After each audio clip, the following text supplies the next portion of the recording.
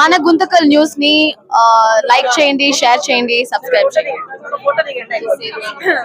మన గుంతకల్ న్యూస్ లో లైక్ చేయండి, సబ్స్క్రైబ్ చేయండి అండ్ షేర్ చేయండి. థాంక్యూ. మన గుంతకల్లు న్యూస్ కి స్వాగతం.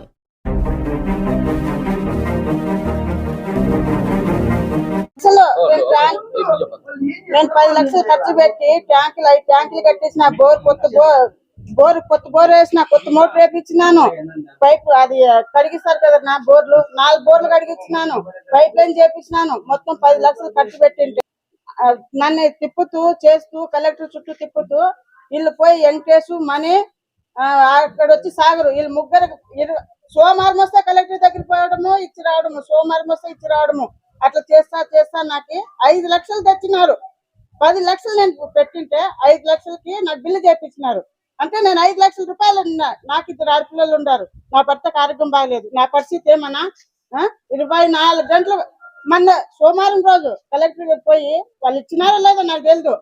కలెక్టర్ పోయి ఇచ్చినారని నేను ఊరికి మా పిన్నమ్మకు చాలా బాగాలేకపోతే నేను కర్నూలుకి వెళ్ళిపోయినా. 7:30కి ఎంపీడీఓ సెక్రటరీ ఇద్దరు పిలిపించి ఆయనకు చాలా భయపడిచ్చినారు. అట్లా భయపడిచ్చే తప్ప లేదా మీరు చెప్పండి సార్. ఒక మనిషికి ఆరోగ్యం బాగలేని మనిషికి మీరు అట్లా ఆ టైంకి ఎట్లా పిలిపిస్తారు? బిల్లు పెట్టాలంటే 8-9 గంటలకు పిలిపిస్తాడు సార్ నైట్.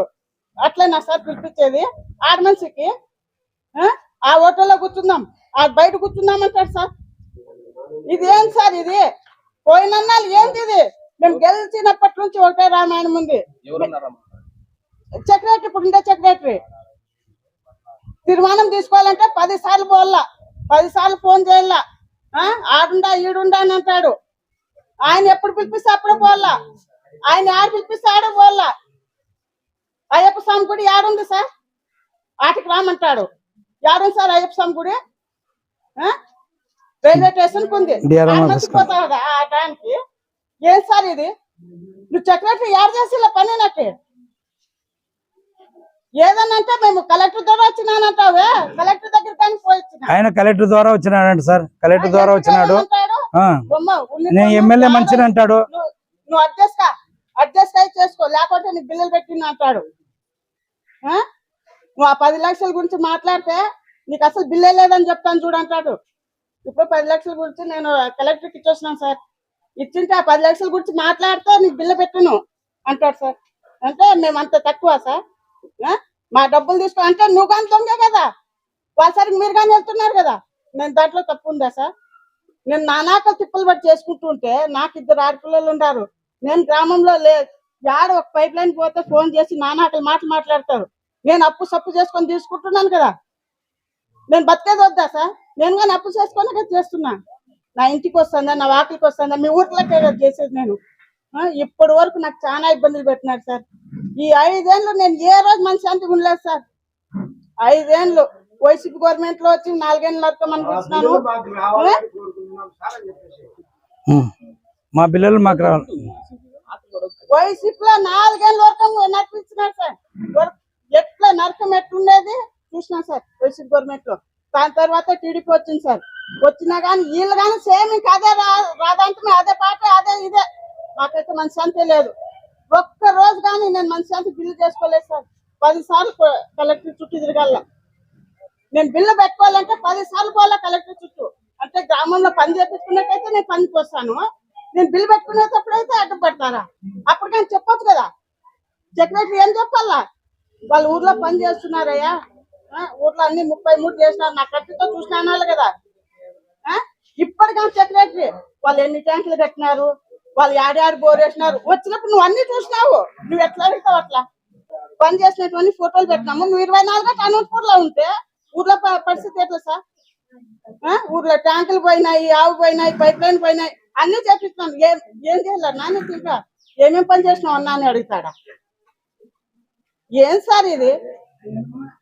వైసీపీ గవర్నమెంట్ లో అదే బాధ, టీడీపీ గవర్నమెంట్ లో అదే బాధ. మాకు దయచేసి మా పిల్లలు మాకు కావాలా.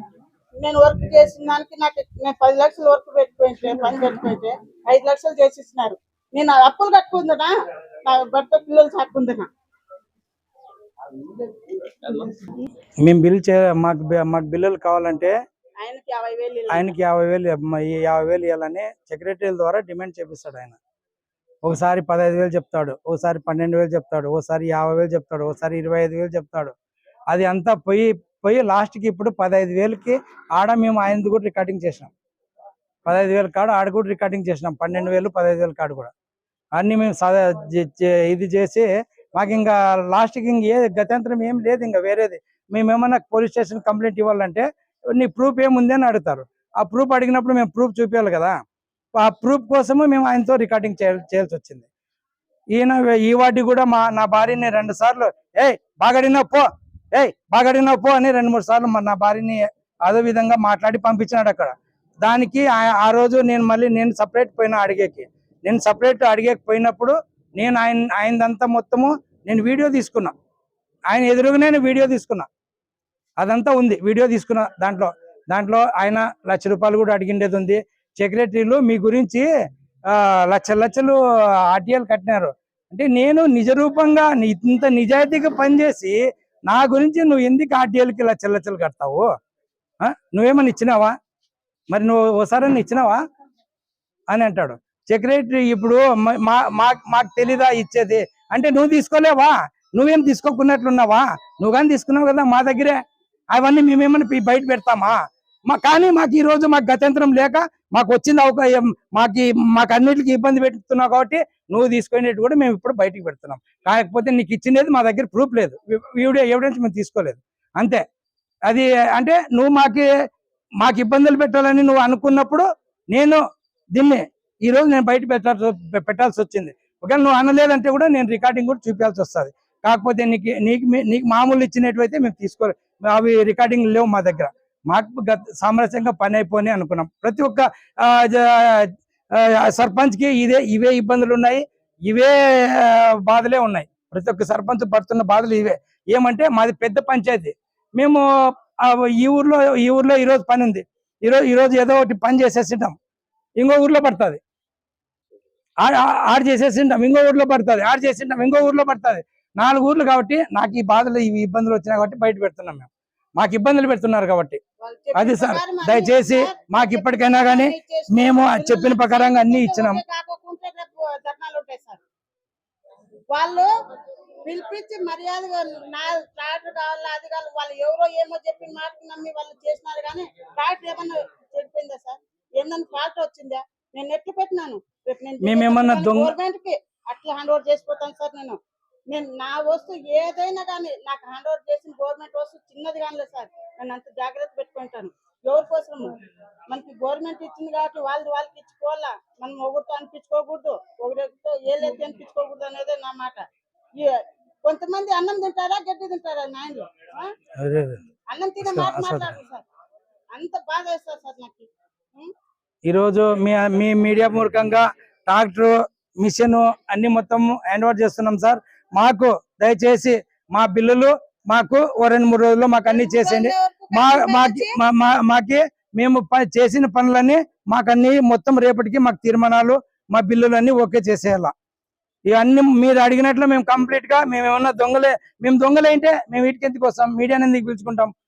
మేము మీడియాను కూడా ఈ రోజు పిలుచుకొని మేము మాట్లాడి మేము నిర్భయంగా మేము ధైర్యంగా మేము ఒక ఎస్టీ జాతికి ఒక బంజారాకి పుట్టినాము. కానీ మేము ఒకరి సొత్తు మేము ఎలాంటి కూడా గవర్నమెంట్ కూడా మేము ముట్టుకోం సార్. మేము మా నిజాయితీ ఒకటే. మేము నిజాయితీగా ఉంటాము, నిజాయితీగానే పనిచేస్తాము. నలుగురికి ఒప్పించి చేసుకొని పోతాం. ఇది ఉన్న రోజు సార్. Thank you sir.